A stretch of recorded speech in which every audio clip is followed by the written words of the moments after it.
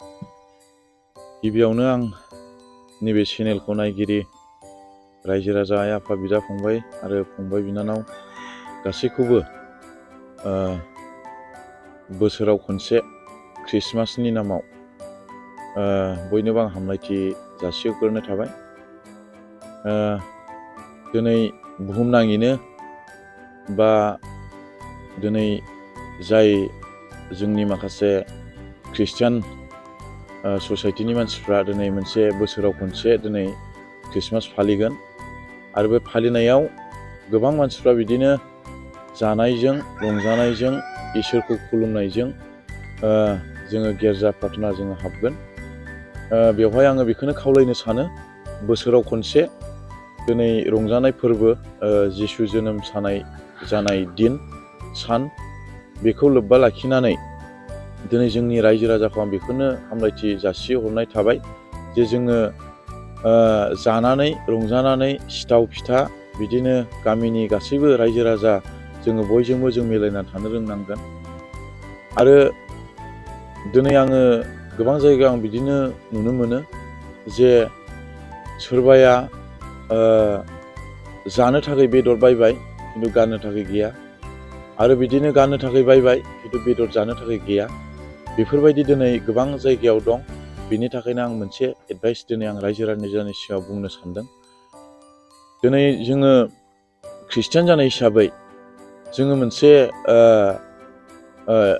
खामानिखौ जों मावनो हायो। बे खामानियानो जादों जाहैबाय जों उसुं खाथिनि मानसिखौ जों गावखौ बायदि अननो रोंनांगोन। आरो बेजों लोगोसे जोङो सोरबा गैयै मानसिखौ जोङो जा हायो थाइसे थाइनैब्लाबो जों सहाय होलायनो रोंनांगोन। बिनि थाखायनो आङो बेखौबो आं खावलायदेरनाय थाबाय। आरो दिनै बोसोराव खनसे जि फोरबो बा बोसोराव खनसे जोंनि रंजानाय सान जिसु सारि जानाय सान, बे सानाव जोङो दिनै ख्रिस्टमास जादों होननानै दिनै जोङो माबा मोनसे निसा बुस्थुजों बा मोनसे जानाय लोंनायजों बा माबा मोनसे फेग्रा बुस्थुजों नङा। दिनै जोङो बोसोराव खनसे रंजानाय दिन जेब्ला जोङो गोसो गोथारै बा गोदान जिउ लानानै बा गोसो गोथारै जोङो लानानै जोङो रंजानांगोन। आङो बेखौनो रायजो राजानि सिगाङाव मोनसे एडभाइस होनायजों बा आङो ख्रिस्टमासनि मुङै बेखौ आं हामलायथि जासिहरनाय थाबाय। दिनै जोङो बुहुमनाङैनो दिनै जोंनि जिसु सारि जानाय जि दिन बा सम, बे समखौ बा बे दिनखौ जोङो फालिगोन। बयबो जाहाथे रंजा खुसियै गाननायजों जोमनायजों जानायजों रंजानायजों जाहाथे बयबो जोङो फालिलांगोन आरो बेखौ जों बिदाय होगोन होननानै आं बेखौनो रायजो राजानिसिम आङो खावलायनाय थाबाय।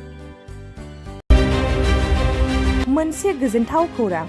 क'क्राझार सहरनि जेडि र'डजों नांजाबनाय सुदेमपुरि गांजिमा बाजाराव थानाय आइ आफा मेड लाइफ बिएम हस्पिटालाव बेराम सोखानो हानायनि गोबां खाबु दं। आइ आफा मेड लाइफ बिएम हस्पिटालनि फेसिलिटिफोरानो जाबाय medical laboratory, pharmacy, paediatrics, medicine, gynaecology, dental, urology, dental x-ray, play area, x-ray, sonography, OT, ICU, NICU एबा पिआइसिइउ आरो आइ आफा मेड लाइफ बिएम हस्पिटाला 24 घन्टा जेब्लाबो खुलायै थागोन। लांलाय लाबोलायनि एम्बुलेन्सआबो मोजाङै सार्भिस थागोन। ओनसोलनि सुबुंफोरा बेराम आजारफोरजों भुगिनानै थाना दंब्ला थाबैनो नोंथांनि देहाखौ फाहामथाय लानो क'क्राझार सहरनि सुदेमपुरि गांजिमा बाजाराव थानाय आइ आफा मेड लाइफ बिएम हस्पिटालाव गोख्रैनो फाहामथाय लाफैनो हागोन।